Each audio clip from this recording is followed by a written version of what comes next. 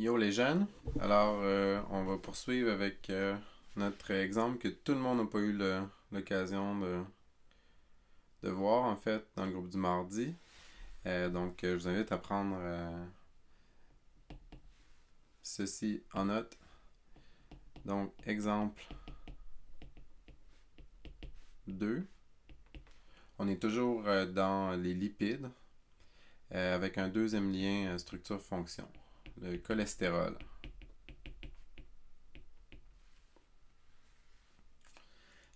Ok, donc le cholestérol, c'est un gros lipide qui a une forme particulière qui est d'être une grosse molécule plate qui présente plusieurs cycles carbonés. Donc on va prendre ça en note.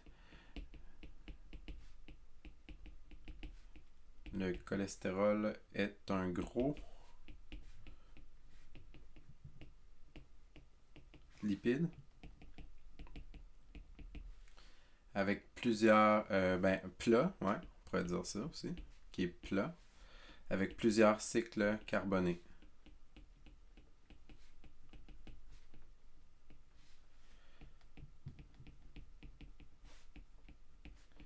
Qu'est-ce que ça veut dire, plusieurs cycles carbonés? Ben, je te rappelle que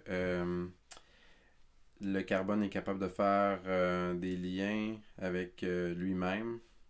Donc, en fait, si on se mettait un petit carbone ici comme ça, carbone, carbone, carbone, carbone, carbone. Ici, on a un hexagone.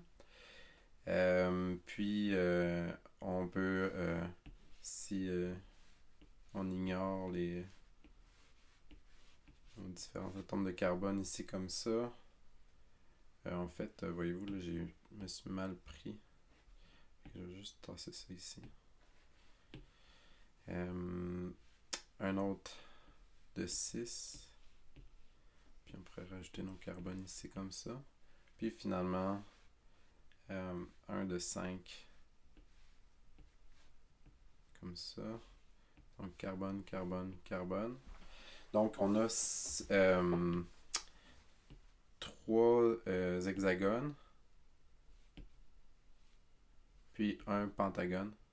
Puis c'est des carbones qui sont au sommet de ces différentes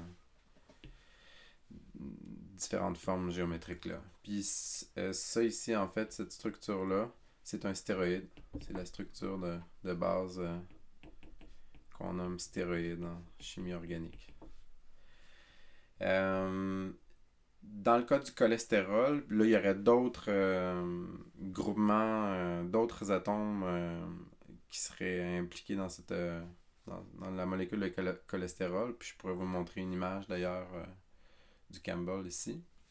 Ce qu'on va avoir comme phénomène, c'est d'être un tampon thermique. Donc le tampon ici, ce qu'il va faire, c'est qu'il va être capable d'absorber des variations de température à la fois vers la hausse et à la fois vers le bas. Il va agir comme tampon thermique dans les membranes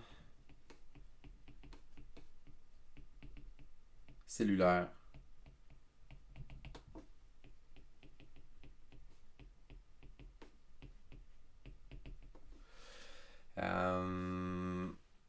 Parce qu'en fait, il va prendre de la place, puis ça on pourrait le noter, car il prend, peut-être entre guillemets ici, il prend de la place. Et soit qu'il va bousculer, bouscule, ou il va ralentir les phospholipides.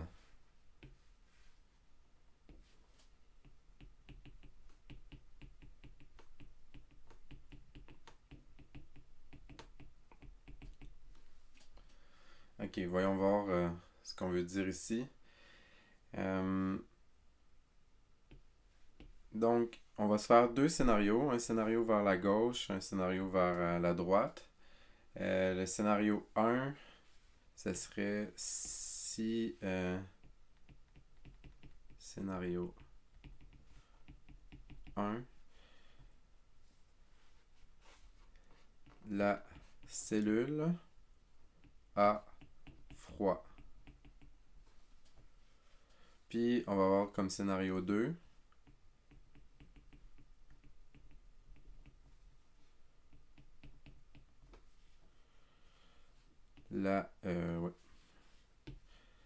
La cellule a chaud. Donc, rappelons-nous comment la membrane cellulaire, les différentes membranes cellulaires sont fabriquées.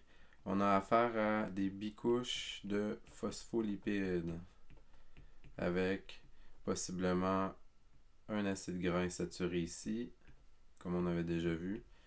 Notez que chacun des acides gras des différents phospholipides peut être de nature différente, donc saturé ou insaturé, plus ou moins long également.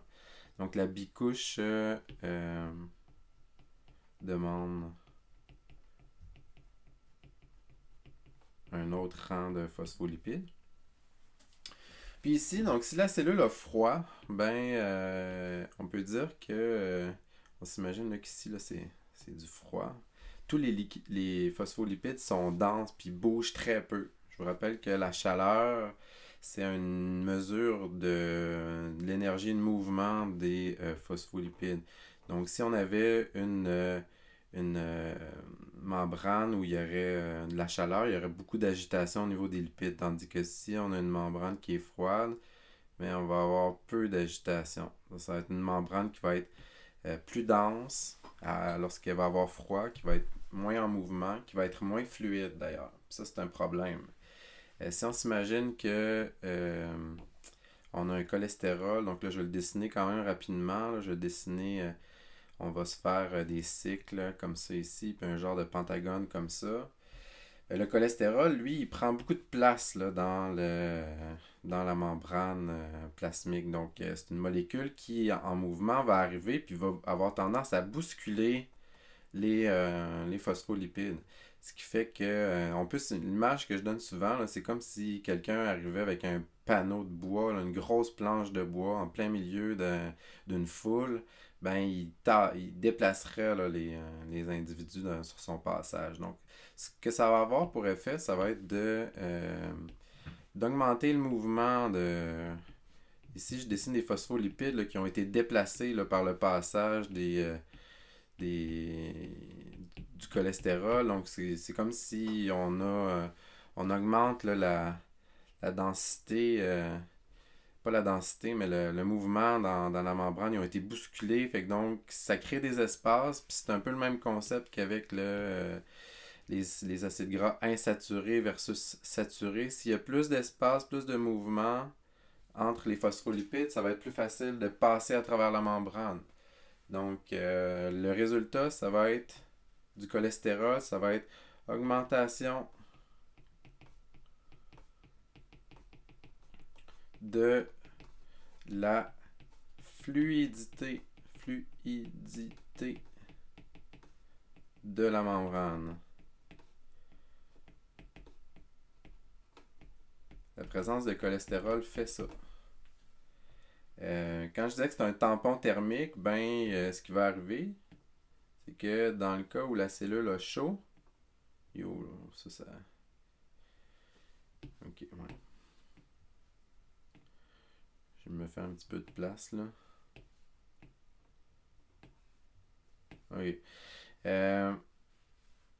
Donc, on parlait d'un tampon. Donc ici, si la cellule a chaud, on peut s'imaginer que les phospholipides sont déjà un peu là, éparpillés, que la bicouche est presque corrompue. Là. Si on chauffe trop, on peut détruire, on peut faire cuire des membranes, un peu comme si on faisait cuire un œuf dans une poêle. On va changer sa nature, on va déstructurer la membrane. Tu veux pas que la membrane ait trop chaud. Donc, qu'est-ce qui arrive si on a un cholestérol qui débarque dans cette espèce Puis on peut en dessiner plein de cholestérol, là. Ben ici, on va avoir imaginons que dans un environnement où est-ce que les phospholipides sont en mouvement puis bougent, ben, la présence des cholestérols va faire un peu comme des agents de sécurité, là, vont dans une foule qui serait en délire. Là. Ça va avoir pour effet de ralentir le mouvement total des phospholipides. S'il n'y avait pas ces agents de sécurité-là, ben, les phospholipides pourraient faire des mouvements complètement destructeurs pour la membrane. Alors, encore une fois, ici, là, les grands panneaux de bois en plein milieu d'une foule déchaînée vont avoir plus comme tendance de ralentir le mouvement des phospholipides. Puis ça va être avantageux pour la cellule. Donc, ce qu'on pourrait écrire ici, ce serait que la présence de cholestérol va diminue l'instabilité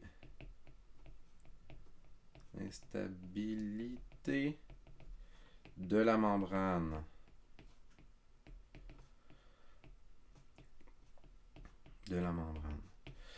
Voilà pour un autre lien structure et fonction, une molécule de cholestérol qui a une grosse forme plate qui s'insère dans la membrane plasmique car c'est une molécule qui est hydrophobe, c'est un lipide, elle peut s'insérer dans la barrière hydrophobe et a pour effet de stabiliser la membrane autant à froid qu'à chaud. Donc voilà pour ce petit vidéo du chapitre 2. Bye!